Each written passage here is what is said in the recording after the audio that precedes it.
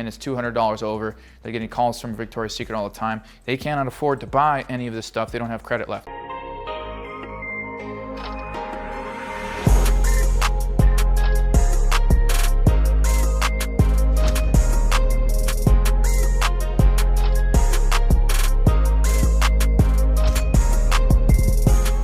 So with ad testing, I kind of drew this earlier, I should have just kept it.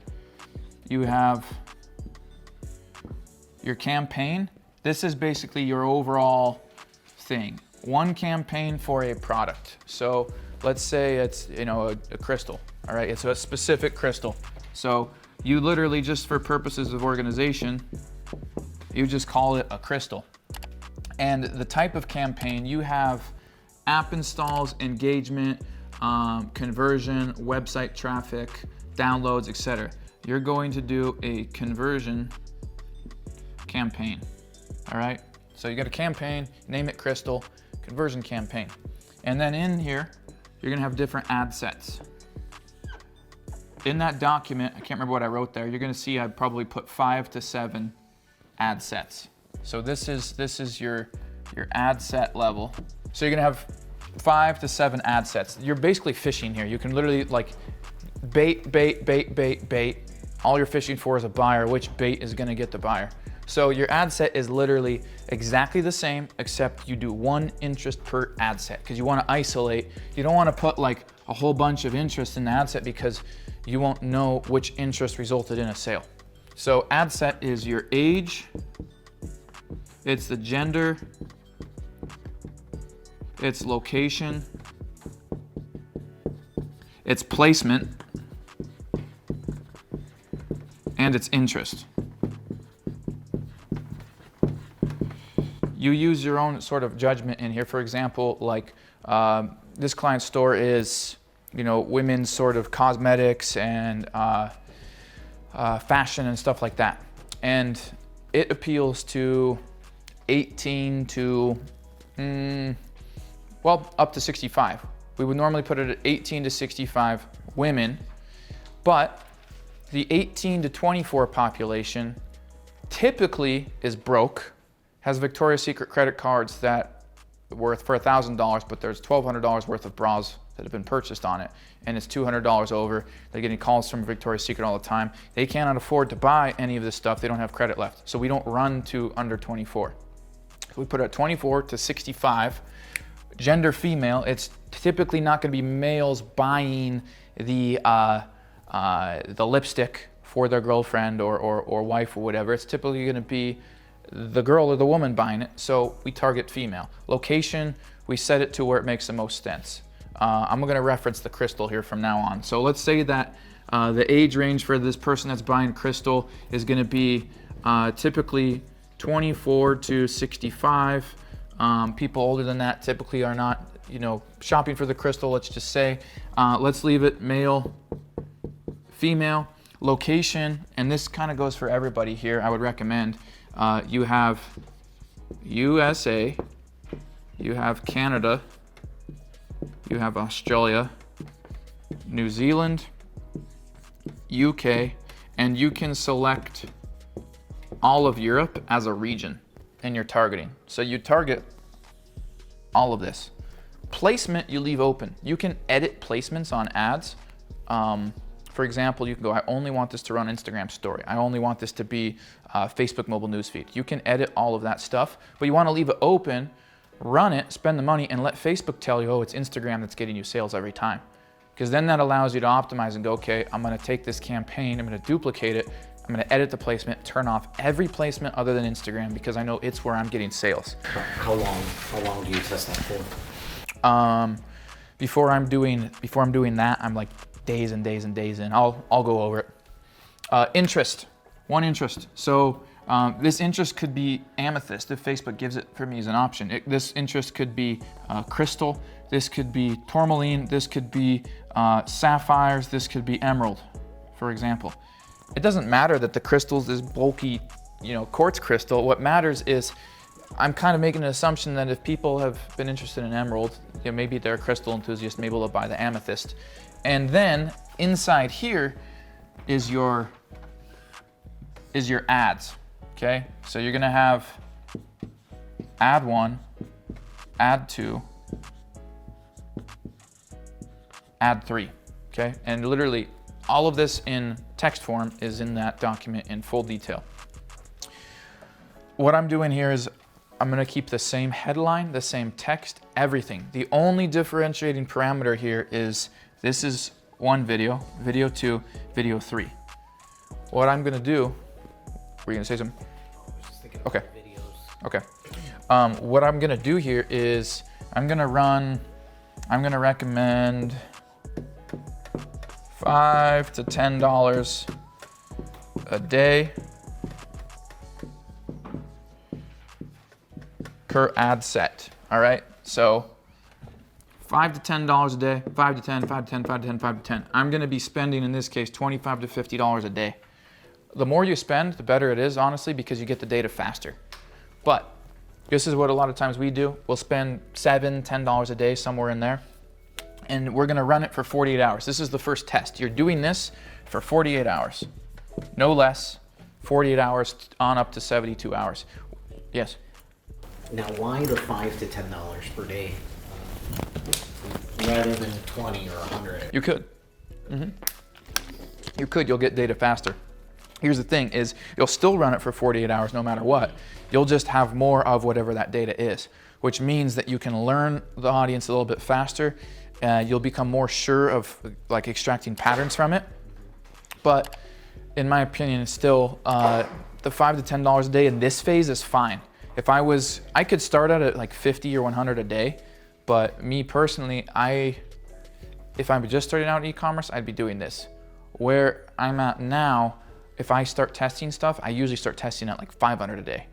But if you were just starting off, I would go to here for $5 to $10 a day. Once you get like confident with it and understand the process with it, then I would move on to like $50 a day and get the data faster.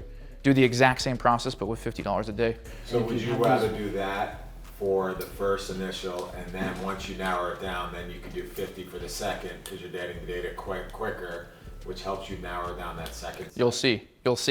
So out of this, let's say that this interest is producing sales and this interest is producing sales after 48 hours. And let's also say that I find that Cody's ad doesn't work. He went on Google Images, he got the 7 images and it didn't do shit. It might. I'm not picking on you, it might, okay? So let's say that we've got these 2 interests that are going good and we've got 2 out of the 3 ads going good. Now, when we're scaling forward, we're not going to screw with that. What we can do from here is we can choose to roll forward with this and go to the next step. But what I would prefer is that find a few more interests, ones that you didn't already do. Yes? Ben, if you're testing a new product and you haven't been, you don't have any information, I was thinking earlier on that the 7 ad sets, you could start with a set of particular products in your line, like who's going to buy it? Is it fashion? Is it new age, woo-woo energy thing? Is it possible health benefits? Like all these different collectors of crystals, people who like rocks and stones, right? I'm listening. So once you have information on what kind of section of the market is buying, then I was going to ask Ben whether then you'd go to tourmaline, amethyst, but do you know who is buying the crystals? Like for what reasons? Like what crystals are selling? Well, is it fashion or is it You're trying to know who the buyer is before you're even choosing the interest? It's we have you know what I mean? Are they collectors or are they just multiple sectors on the website? The whole section. Fashion, But jewelry. then really you should do this set of ad sets, for each of those niches, right?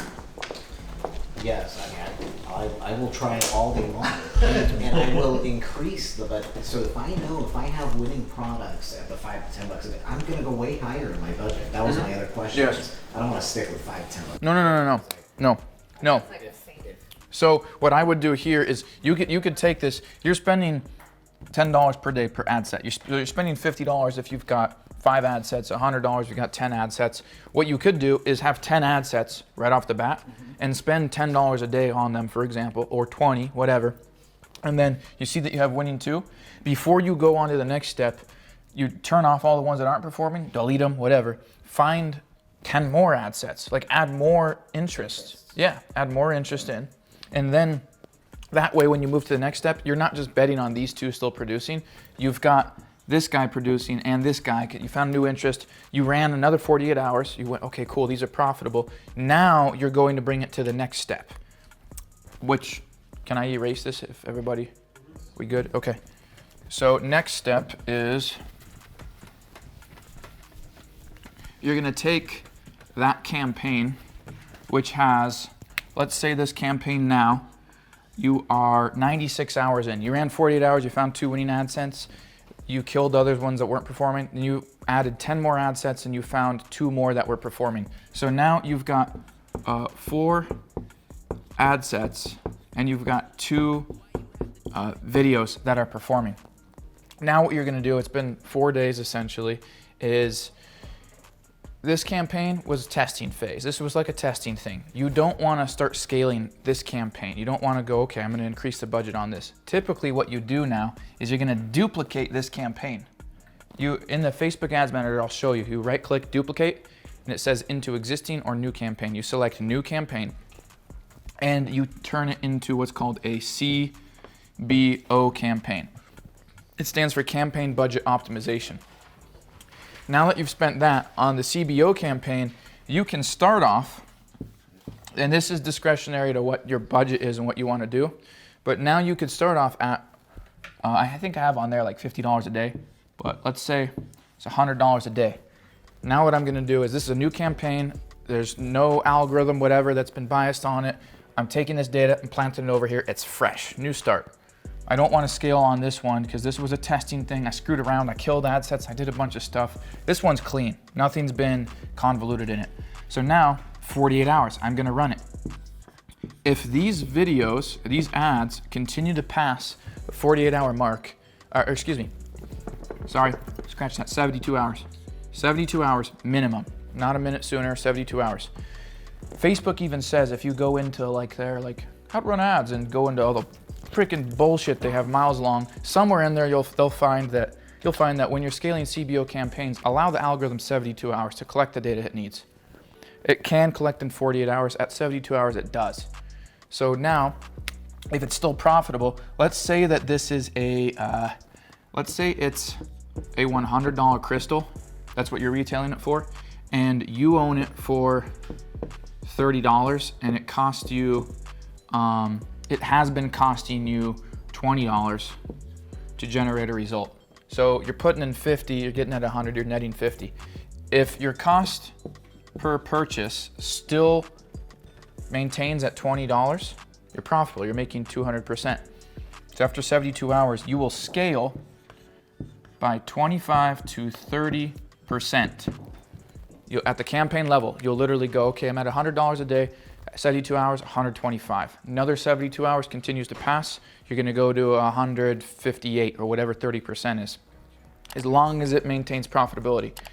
If it seems to flatten off and it's break even, monitor it, don't increase. Wait 3 days still, and if it doesn't get profitable, you kill it.